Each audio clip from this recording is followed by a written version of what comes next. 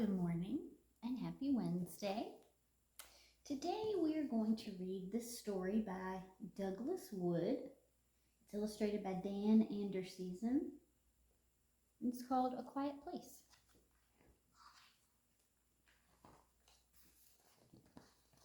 Sometimes a person needs a quiet place.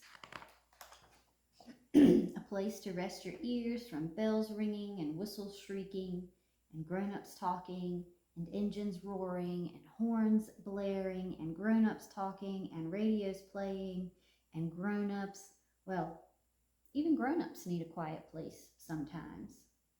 But it can be hard to find one. You have to know where to look.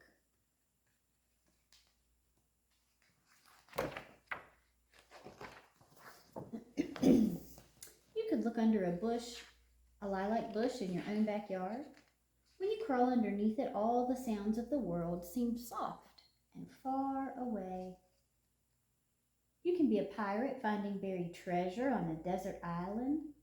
A bush could be your quiet place until someone calls you to clean up your room. And then you could look in the woods. You might find an old stump for a chair or a mossy green log for a couch in a green mansion of shadows and sunbeams. It's not really quiet, of course. Blue jays scream warnings and wind sings in the leaves, but it feels quiet.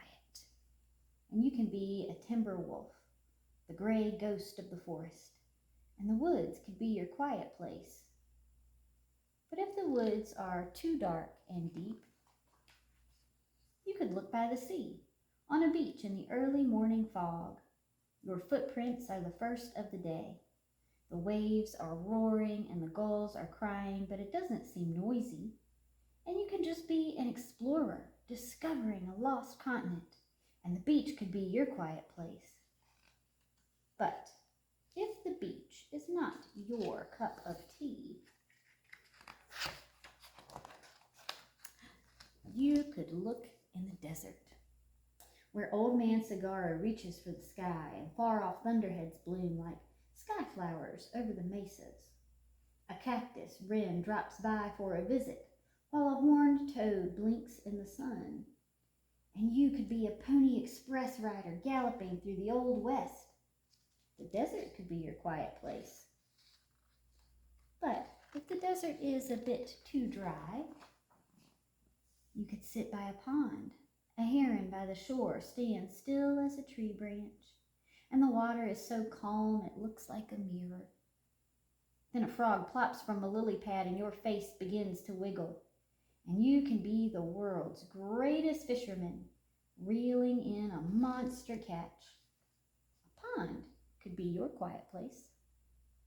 But if the fish aren't biting, you could look in a cavern where the footstep echoes and the slow drip, drip of water builds new rocks that hang like icicles or stand like sculptures, where days and nights and weeks and years are all the same.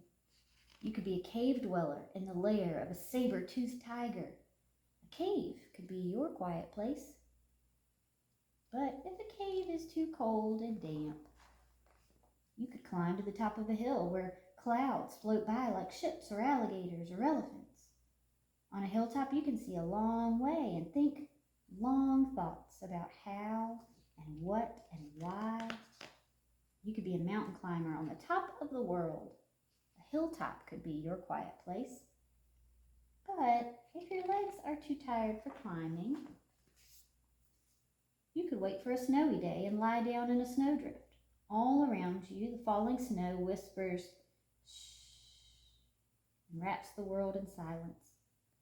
If you listen closely, you can almost hear it breathing. And you breathe softly too, pretending to be a polar bear sleeping in a land where the snowy silence never ends. A snowdrift could be your quiet place. But if it is too warm for snowdrifts, you could visit a museum where brass tigers and bronze lions stand silent guard over fabulous treasures. Every painting is a magic window that your own imagination can open wide and climb through. And you could be an artist, admiring your own masterpiece. A museum could be your quiet place. But if the museum is closed for renovation, you could go to a secret corner of the library where the only people talking are between the covers of books, and they speak so softly you can only hear them in your head as you read about forests and oceans and deserts and caverns and museums and 1,000 other things. A library could be your quiet place. But if the library isn't open yet, you could come home and clean your room and read your own books and think your own thoughts and feel your own feelings and discover the very best quiet place of all, the one that's always there, no matter where you go or where you stay, the one inside of you.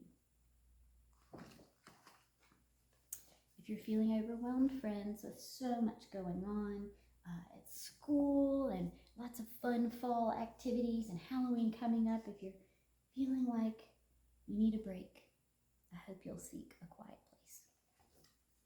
Until we meet again, friends, take care.